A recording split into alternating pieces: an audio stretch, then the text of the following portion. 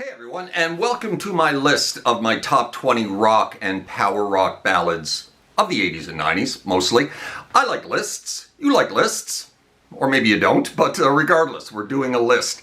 Now, it's been quite some time since I've done an all-talk guitar-free video, but settle in because I'm doing one today. Now, if you're a subscriber to my channel, you'll know that my content is predominantly guitar-driven, but of course, I also like music in general. All kinds of music, from Steve Earle to Norwegian death metal. It's not all guitar solos all the time around here. And considering the topic at hand, I am not ashamed to say that I've got a real soft spot between my ears and in my ears for 80s and 90s rock and power rock ballads. Now, 80s rock power ballads aren't everyone's cup of tea, of course, and with that stated, there are many that I don't really like as well. I don't particularly care for Guns N' Roses ballads. They tended to be rather over-bloated affairs for the most part, and I really dislike their song Patience, so there won't be any GNR here. Motley Crue, likewise.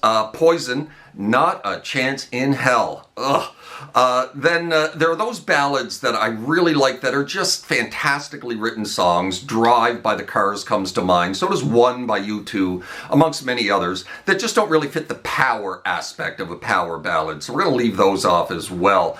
I am going to break that rule a little bit, just once on this list, however, so stay tuned. I just can't seem to bring myself to leave this song off of it. But at the very least, the majority of these picks should at least have a guitar solo. Or maybe two.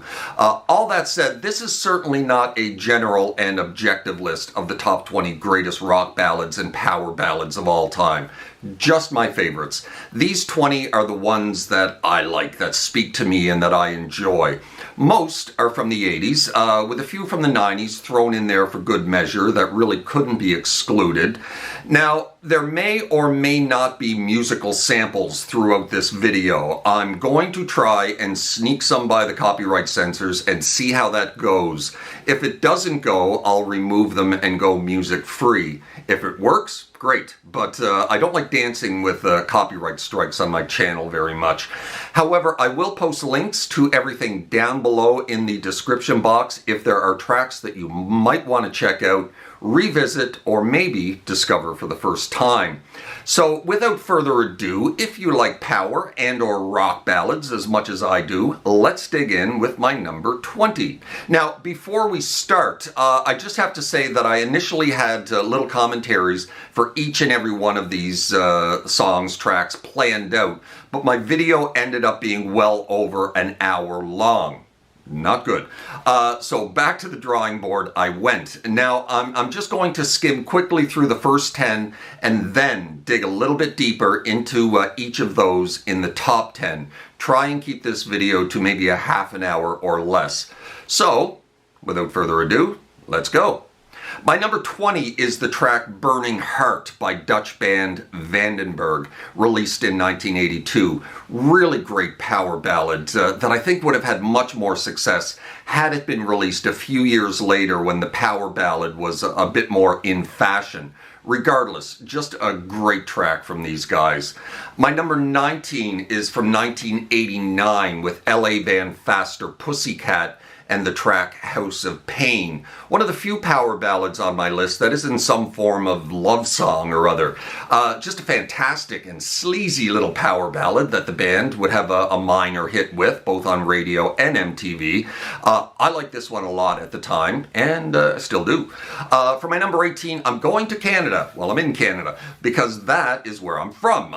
You may not know this one, but it was a massive hit in Canada in the mid-80s and deserves a mention.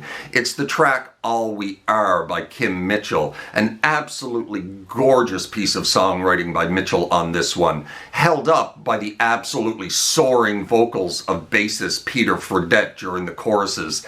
This track should have put Kim on the musical map worldwide, but alas, it was only a hit here in Canada. You should definitely check this one out if you're unfamiliar with it. Right down there. My number 17 is one of the more vanilla picks on my list, but I love John Waite's voice, and this one's kind of hard not to sing along to. And that track is When I See You Smile by 80s band Bad English. Bad English were basically Journey, with John Waite's on vocal, but, maybe a bit more of an edge than Journey had. They didn't stay together very long, only 2 albums, but they did have a massive hit with this Diane Warren penned track. Onwards, number 16. My number 16 is What Love Can Be by 80s German band Kingdom Come. Do you remember these guys? Zeppelin 2.0. If you thought Greta Van Fleet were channeling the vintage sounds of Led Zeppelin, you ain't heard nothing till you heard Kingdom Come. This track, in my opinion, is the greatest Led Zeppelin song that Led Zeppelin never wrote. And if it's not this one, it's another track by the same band on the same album called Get It On. There are definitely worse bands to rip your sound off from, and these guys did it masterfully. Continuing, number 15. Number 15 is by easily one of my favorite and most versatile guitar players of all time. And this track contains one of the greatest guitar solos of all time. It's Irishman Gary Moore, and the track is Still Got the Blues. Probably his biggest international hit. Sadly, the absolutely remarkable outro guitar solo to this one is cut from the radio edit that most people are familiar with. You can check that one out down below if you like, in all of its guitar glory. Number 14, my number 14 greatest rock power ballad is Love Song by Tesla, a band that I liked a lot back in the 80s. While their popularity was occurring at the same time as the whole glam and hair metal scene, these guys didn't really fit into that mold. They kept it simple, as pretty much a jeans and t-shirts type of rock band. Lead singer Jeff Keith had one of the best and most unique voices of the whole 80s hard rock scene, and he lets it shine brightly on Love Song. Just a great power ballad track. Continuing on to number 13, and we're heading back to Canada with a band who should have been way bigger than they were on the international circuit in the 70s and 80s. But I suppose in their case, maybe the timing was a little bit off. And that band is April Wine, and the song is Just Between You and Me. Very few songwriters wrote a rock ballad as good as Miles Goodwin of April Wine. If these guys were pumping out rock ballads during the mid or late 80s when the rock ballad was a hot commodity, instead of the mid 70s when they were, these guys would have been huge worldwide. Number 12 is by those absolute masters of the 80s and 90s power ballad, Aerosmith. I could have chosen any number of power ballads from these guys. Crazy, Don't Want to Miss a Thing, Angel Crying, they had tons of them. But my choice has to be What It Takes from 1989's Pump album. Just a beautiful power ballad with a bit more of an edge to it than some of their others. Carrying on to number 11, I'm sure these guys would love to see that I put them above Aerosmith on my list, as their music has many similarities, and they were obviously heavily influenced by Aerosmith. Of course, I'm talking about the band Cinderella and the song Don't Know What You Got Till It's Gone. Not many pop ballads out there where the lead singer sounds like he smoked a pack of cigarettes, drank a bottle of whiskey, and then gargled with gravel before singing it, but this is one of them, and it is an utterly fantastic power ballad. Now we're into the top 10. Now there are a select few singers in the history of rock and roll and metal with a voice the likes of which this guy has. Back in the 80s, I was playing in a Toronto club band on the same club circuit as this guy, and we all knew that he was destined for greater things. The guy had some serious pipes on him, and that guy is Sebastian Philip Björk, also known as Sebastian Bach of American rock metal band Skid Row. They picked him up pretty quick once they heard him sing in probably one of the same Toronto clubs that I was playing in at the time. The song we're talking about here is obviously the fantastic track I'll Remember You, one of the heaviest power ballads on my list. Skid Row, like Tesla, as I had already mentioned, didn't go in for the whole glam hair metal scene at the time. They played it pretty straight, jeans, t-shirts, a few nose chains maybe, and leather jackets. They were a bit more metal than a lot of their contemporaries at the time in the American rock scene, but not so metal that they couldn't pump out an absolute scorcher of a rock ballad to maybe get them on the radio and MTV. Just a beautifully crafted tune, and like I said, one of the heavier power ballads on this list.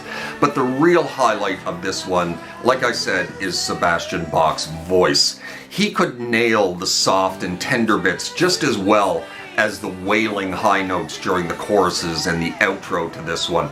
Just amazing control this guy had in his voice. Definitely one of the better sung power ballads on this list, except for maybe one. But we'll get to that one soon enough, and it'll be the only one by a girl or woman on my list. I'm sure you know who I'm talking about in that regard.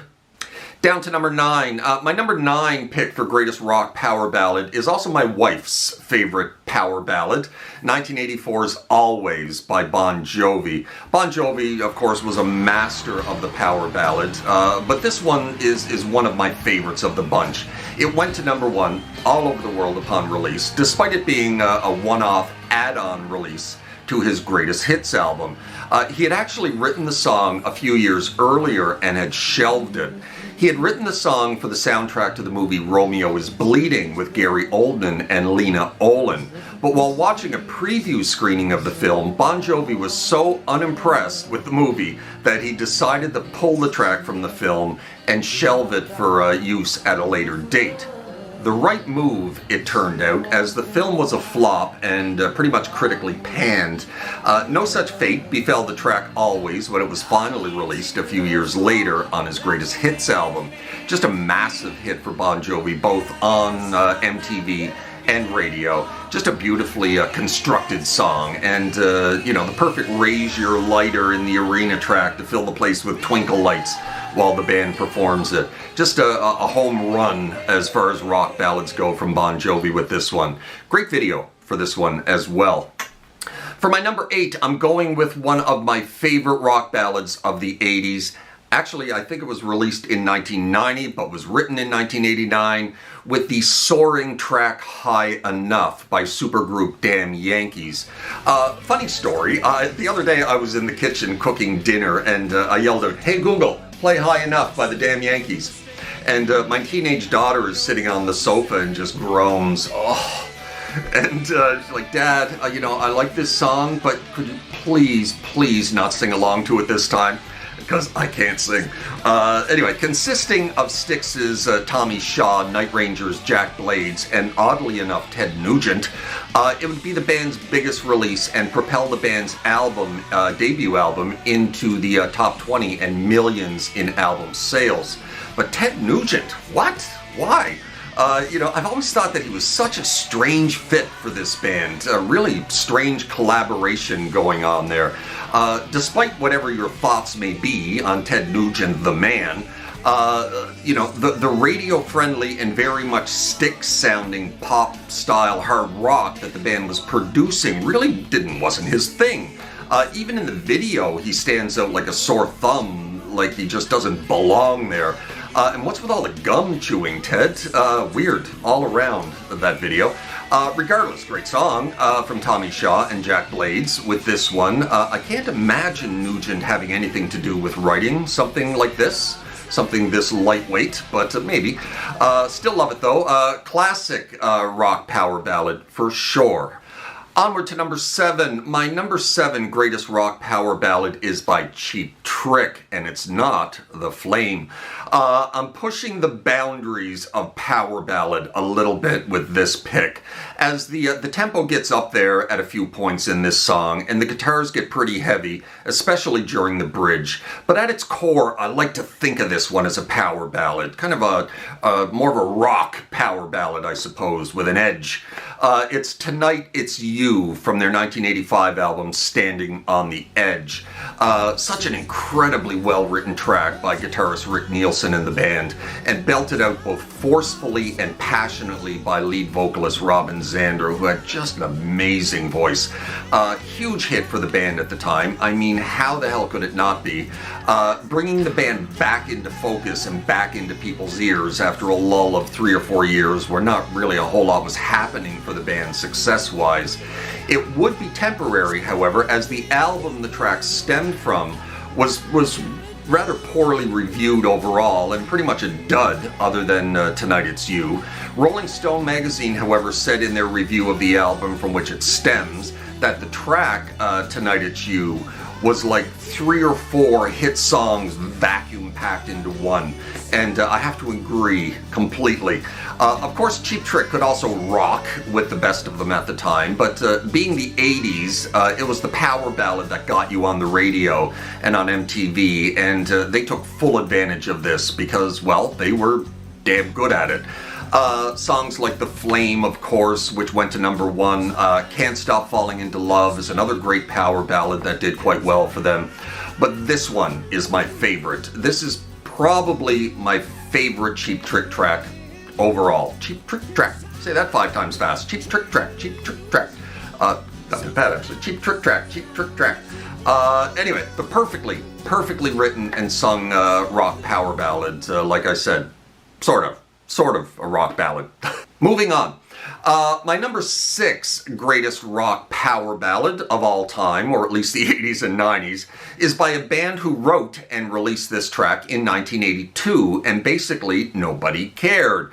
The song did nothing.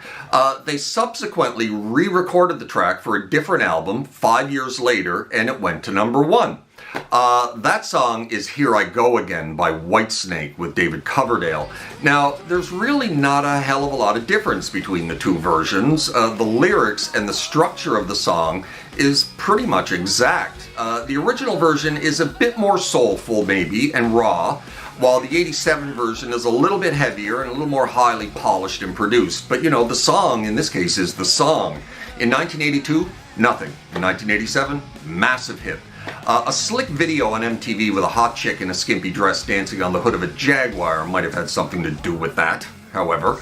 Whitesnake was a band who could really rock hard when they wanted to with their riff-heavy blues-based sound, with tracks such as Still of the Night, Slide It In, Slow and Easy, Love Ain't No Stranger, so on and so forth. But during the mid to late 80s power ballad boom, Whitesnake knew where their bread was buttered. They knew that they could write power ballads with the best of them. And, you know, with the power of great songwriting, Coverdale's good looks and his wife's great looks for that matter, and with MTV on their side, they could ride that train to superstardom. And of course, they did.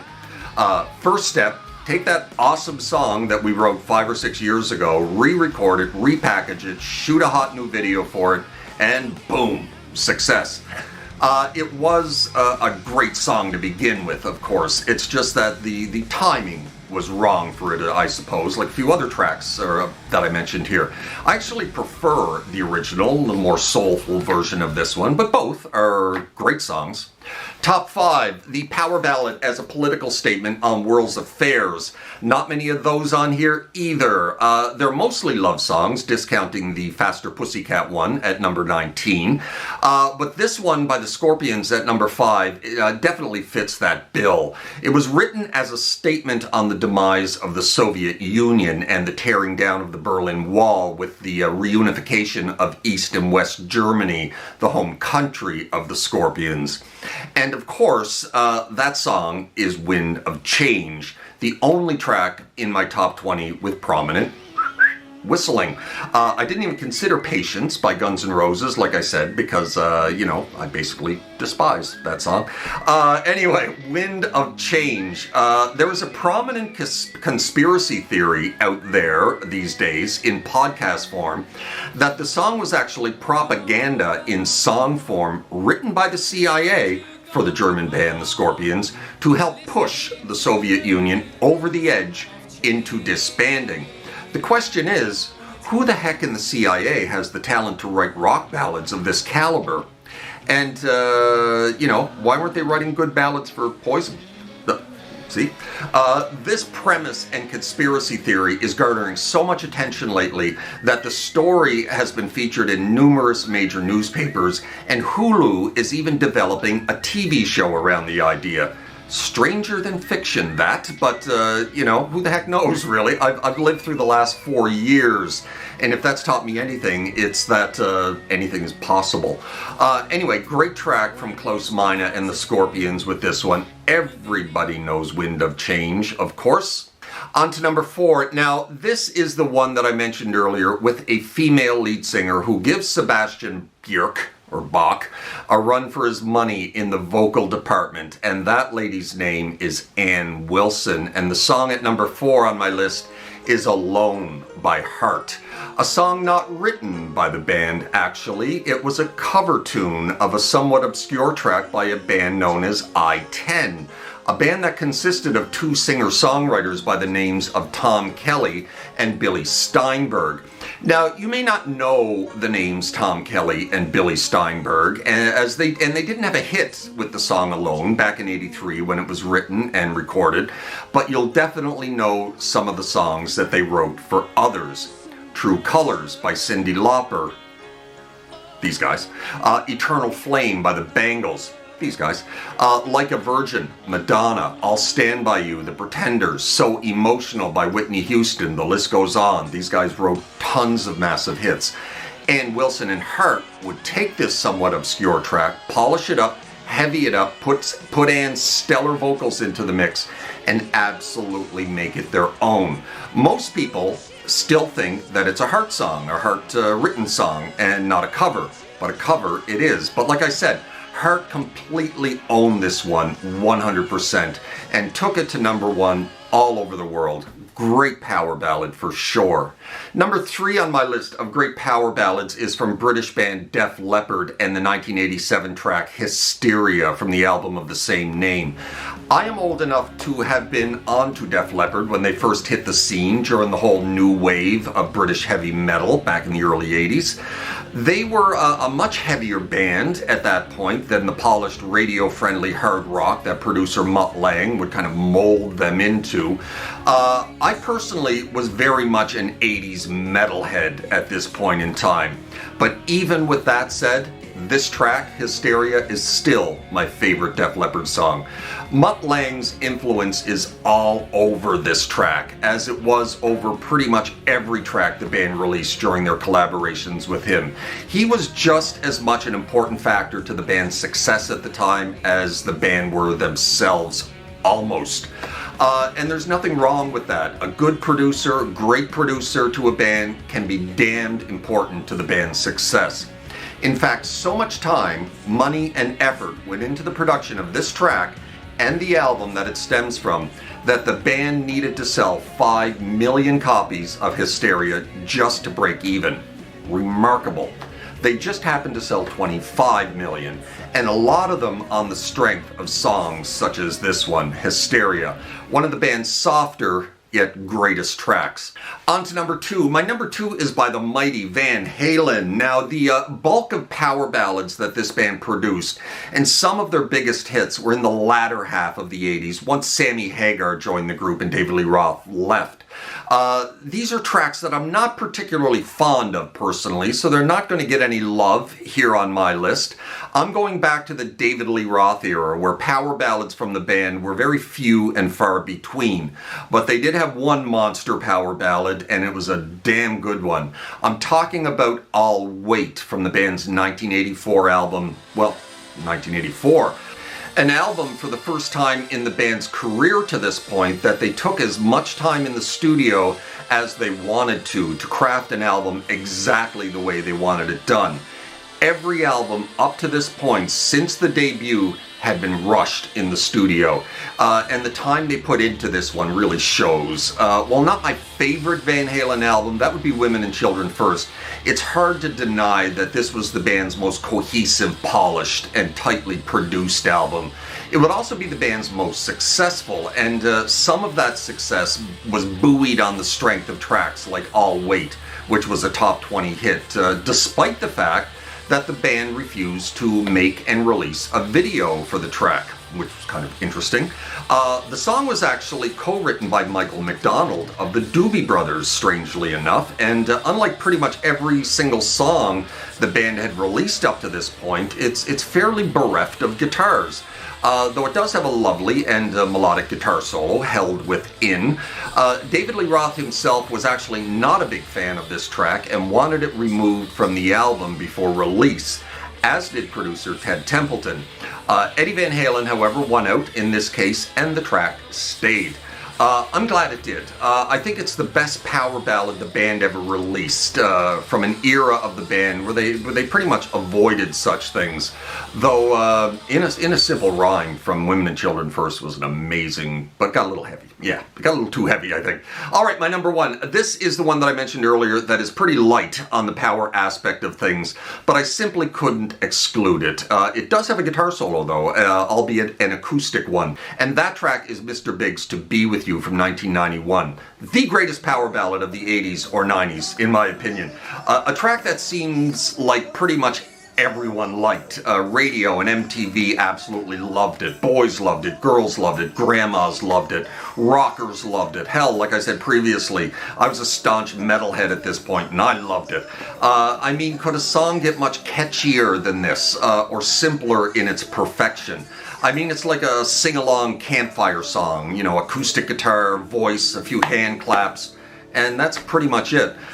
Written by lead vocalist Eric Martin and tightened up with additional input from guitarist Paul Gilbert, it was a song that the band just really loved and wanted to include on their debut album, but had no intention whatsoever of ever making a video for it or releasing it as a single. That wasn't who the band was. You know, they were a rock band, but in hindsight, it's become who the band was because it's become such a massive hit all over the world, and it's kind of become the band's signature song over time. But, you know, they were a hard rock band through and through at the time, and unlike a lot of their contemporaries, they weren't trying to cash in with a rock ballad to garner views on MTV and have big hits on the radio and boost album sales.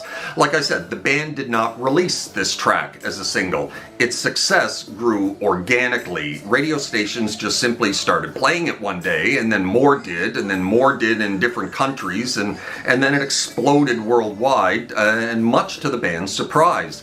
And now that it was a worldwide hit, only then did they decide to make a video for it.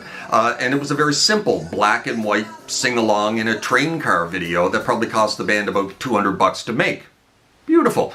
Anyway, that's it. That's my greatest rock power ballad picks of all time, top 20. Hope you agree, or at least like some of my picks. Well, I hope you enjoyed that. Something a little bit different from my usual content of guitar solos. If you're new to my channel, I'd love if you gave me a subscribe. Also, if you're new, and with regards to what I just said, my usual content is normally concentrated around guitar solos and tutorials. If that is the kind of stuff that might interest you, please dig in to the guitar solo rabbit hole that is my channel. Thanks for watching, and we'll see you next time. Cheers.